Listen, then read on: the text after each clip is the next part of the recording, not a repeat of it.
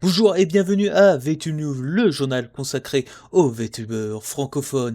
Il sera encore présenté par moi-même, Guillaume, votre PNJ de Quête des mémos préférés. Aujourd'hui dans cette émission, nous allons revenir sur les événements du Château Passel. Ensuite, nous allons parler de MiyuArt qui fête ses 1 an de Twitch avec un petit concours. Et pour finir, nous allons ouvrir une rubrique qui sera maintenant présente à chaque émission, qui sera une présentation de VTubers. Et aujourd'hui, la première qui passe, c'est Ponoki. Nous avons enfin eu le fin mot de ce qui se passe au Château Pastel. Les deux démons connus sous le nom de Vassago et Floro ne sont pas ceux qui ont pris l'ordre d'attaquer le château, mais ils soutenaient un de leurs amis, qu'il s'agit de Lord. Lord est le frère de Kana, qui se dit lui-même héritier légitime du trône du Château Pastel, et c'est pour cela qu'il a fait enfermer Kana et qui dit que c'est une usurpatrice. Voici le fin mot de cette histoire, en espérant que leurs histoires de frères et sœurs s'arrangent avec le temps. On vient me dire à l'oreillette que Kana Gribouille vient juste de s'évader de prison et qu'elle a repris le contrôle du Château Pastel. Bon, on risque d'encore d'entendre parler de ces histoires. Ce lundi 7 mars, MiyuArt nous dévoile son concours pour fêter ses 1 an sur Twitch, où elle fait gagner à ses viewers plusieurs de ses créations. Ce sont tous des récompenses physiques qu'elle enverra chez les viewers. Et il y a 3 catégories où vous pouvez participer au concours.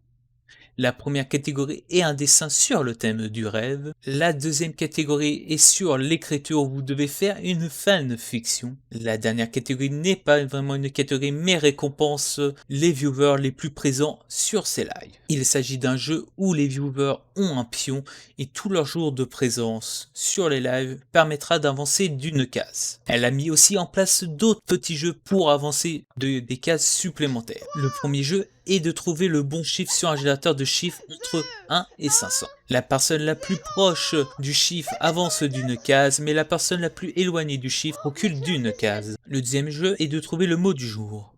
Miu nous donne tous les jours un nombre de lettres défini et à nous de trouver le mot.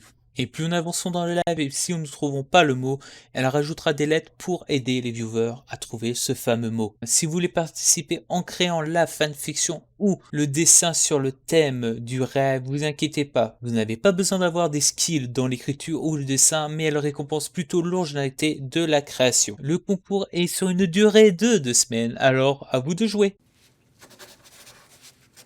Une première dans cette émission. Aujourd'hui, nous ouvrons une rubrique qui est consacrée à la présentation de VTubers. Aujourd'hui, la personne qui est présentée est considérée par la plupart du monde comme la maman du VTubing francophone. Il s'agit de Ponoki. C'est parti pour la présentation. La première apparition de Ponoki était sur YouTube le 25 novembre 2019. Sur une vidéo de présentation des nouvelles fonctionnalités de la bêta de Procreate 5. Elle nous montre depuis son début qu'elle maîtrise ses sujets et qu'elle aime parler de choses variées, comme la loi COPPA, qu'il s'agit de sa deuxième vidéo, de l'art avec l'histoire de la banane, de la japanimation, ou tout récemment qu'elle nous parle de l'homme qui s'est marié à Hatsume Miku. Pour cette vidéo, elle était jusqu'à contacter cette personne pour être le plus juste dans son sujet. Vous pouvez aussi voir sur la chaîne du gaming avec des let's play ou des best-of de live. Oui, car vous pouvez retrouver Ponoki sur Twitch, vous trouverez des lives multigaming, des discussions avec les viewers et des lives interactifs avec Unreal Engine 4. Elle s'est aussi mise à TikTok pendant une période où elle ne pouvait pas être active sur Twitch et YouTube, car elle est devenue maman et TikTok l'a permis de garder le contact avec les viewers. Là où je pense que la grande partie d'entre vous qui connaissent Ponoki, c'est sûrement grâce à ses vidéos de vulgarisation sur les logiciels ou des applications pour le VTubing, et aussi sa série de tutos sur Vedroid Studio et VCFace, qui a permis à de nombreuses personnes de devenir VTubers. Et c'est aussi ça qui lui a donné le surnom de maman dans la communauté VTubing francophone. J'ai parlé de surtout de ce qu'elle a créé comme vidéo, et ça serait bête d'oublier de parler d'une partie qu'elle a mis en place dans ses vidéos, qui est d'autres personnages que vous pouvez retrouver dans ses vidéos, comme Powoki, qui est sa secrétaire. Ces personnages lui permettent de créer des interactions dans ses vidéos et d'amener les sujets. Mais bon, toute cette partie, je vous la laisse la découvrir par vous-même, c'est bien plus intéressant. Alors si vous aimez découvrir des nouveaux sujets ou des nouvelles histoires, vous êtes curieux du milieu du VTubing ou vous voulez devenir VTuber, je vous conseille la chaîne de Ponoki. Une dernière chose, vous arrêtez pas sa série de tutos, car vous allez vraiment rater énormément de choses sur cette chaîne.